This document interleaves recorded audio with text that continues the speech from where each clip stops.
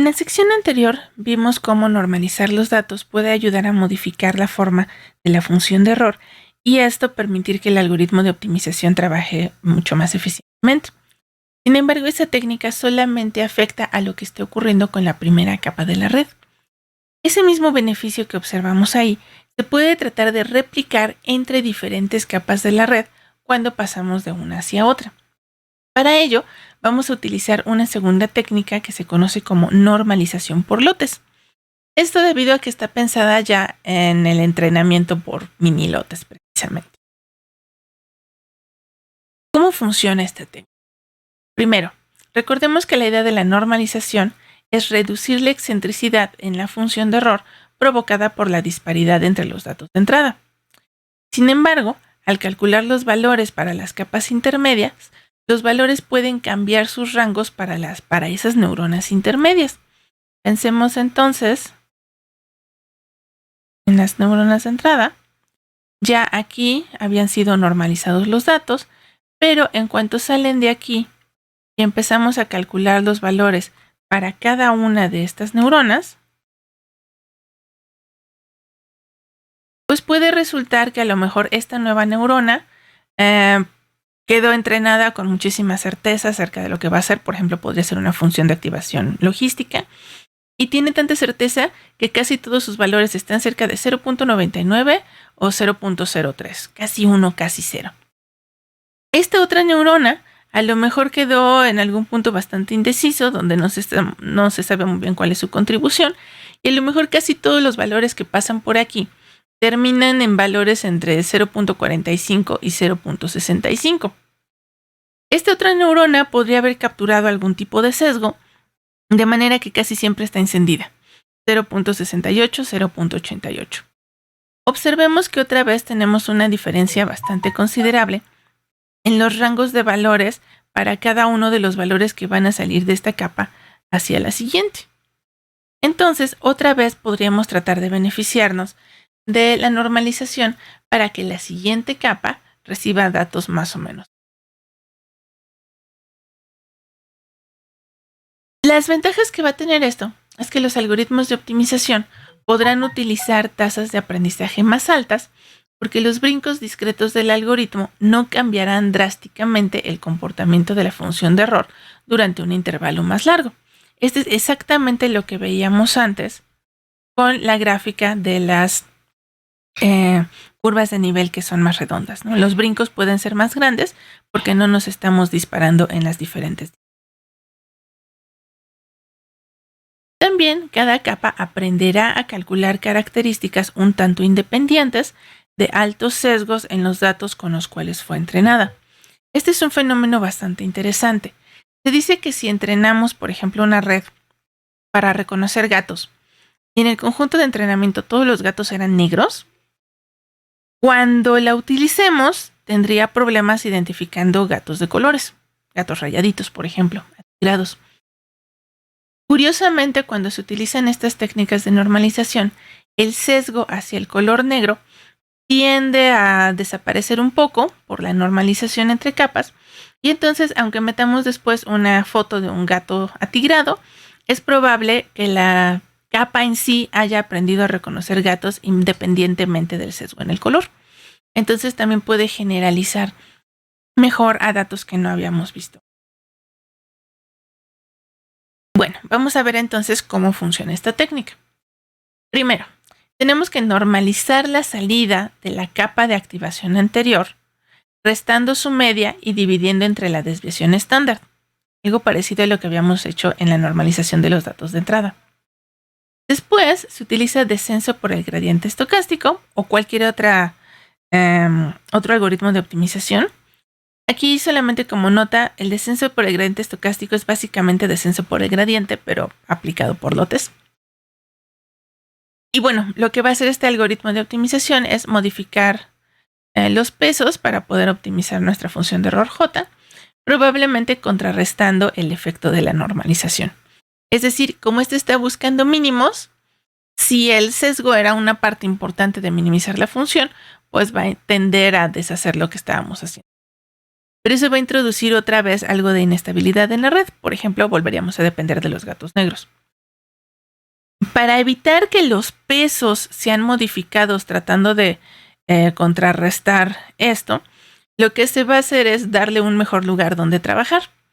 Es decir, si necesita crear los sesgos una vez más, le vamos a dar 2 parámetros específicamente que puede modificar, que van a traer ese efecto más rápido, y eso va a permitir que los pesos se sigan entrenando independientemente de los sesgos.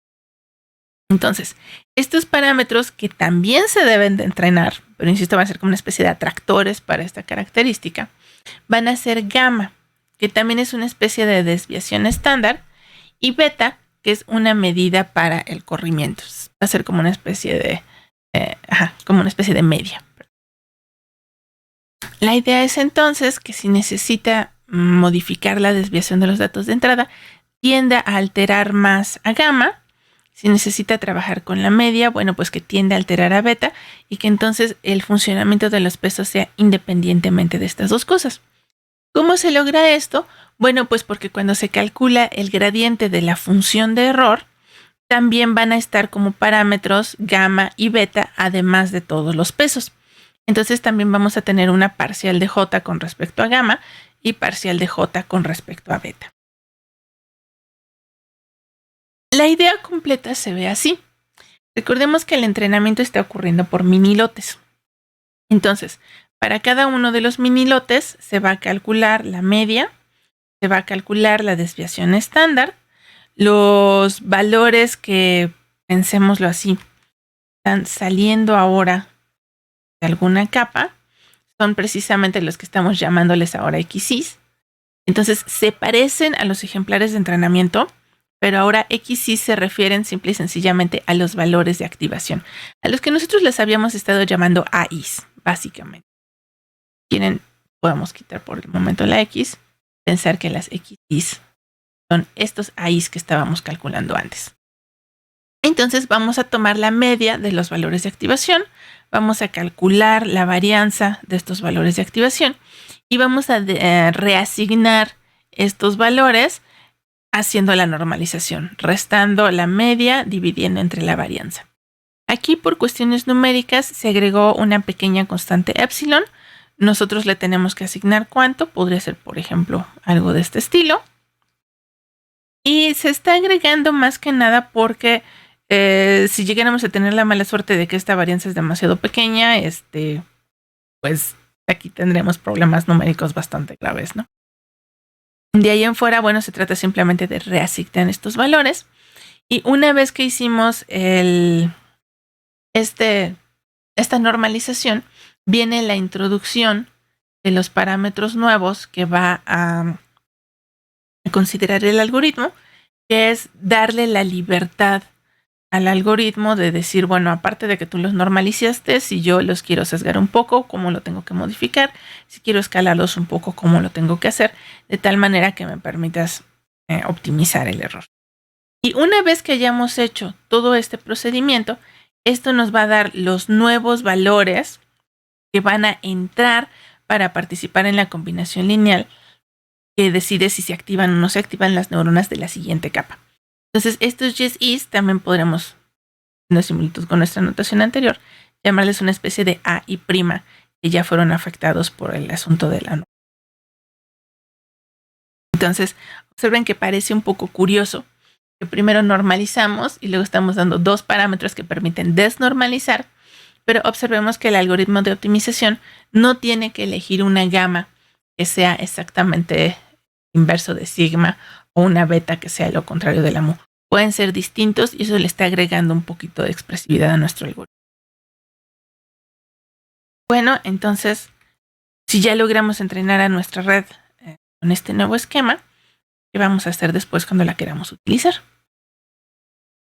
Básicamente, para la parte de inferencia, cuando la red ya esté entrenada y sea utilizada para realizar inferencias, vamos a calcular la media y la varianza sobre los minilotes de entrenamiento. La diferencia más grande con respecto a lo que teníamos en la diapositiva anterior la vamos a ver aquí en el cálculo de la varianza, porque se utiliza lo que se le llama la variante sin sesgos para cuando estamos hablando ya de muestras.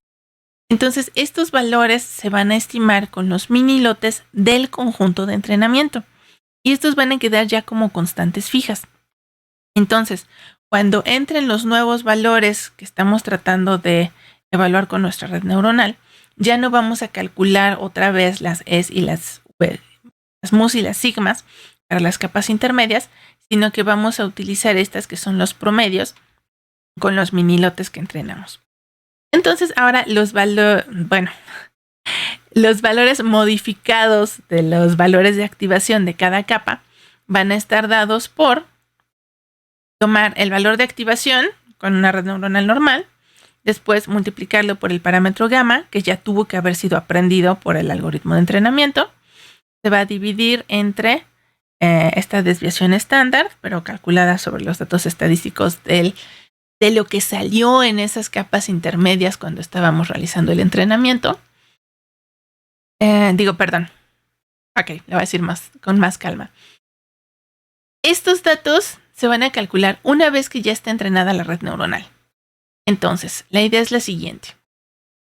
Tenemos una capa de la red neuronal con sus valores de activación.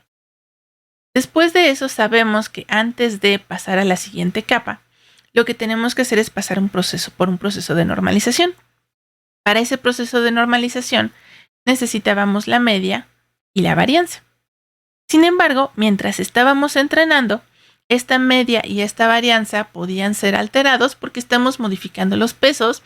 Eso modifica los valores que se estaban calculando aquí y por consiguiente, pues estos dos, cada vez que pasáramos para acá, se iban a volver a modificar. Una vez que ese proceso ya terminó, que ya terminamos de entrenar, que ya decidimos que están fijos los pesos, que ya tenemos los valores de beta y gamma que vamos a utilizar, es cuando se va a proceder a calcular otra vez, por decirlo así, la última versión de las medias y las varianzas con los datos de entrenamiento. Y una vez que tengamos ya estos valores estables, porque ya no estamos modificando nada en la red, estos los vamos a guardar y se van a convertir en los valores que vamos a utilizar cuando queramos evaluar un dato nuevo sobre la red que ya está entrenada.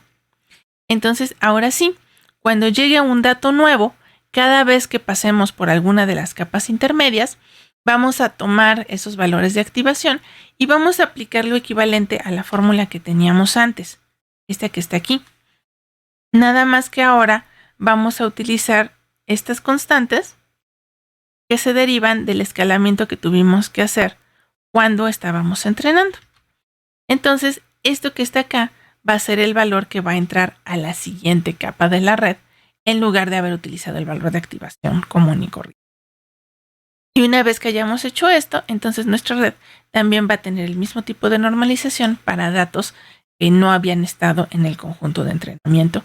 Y además, pues estas normalizaciones ya no van a estar cambiando porque dependen nada más de los parámetros.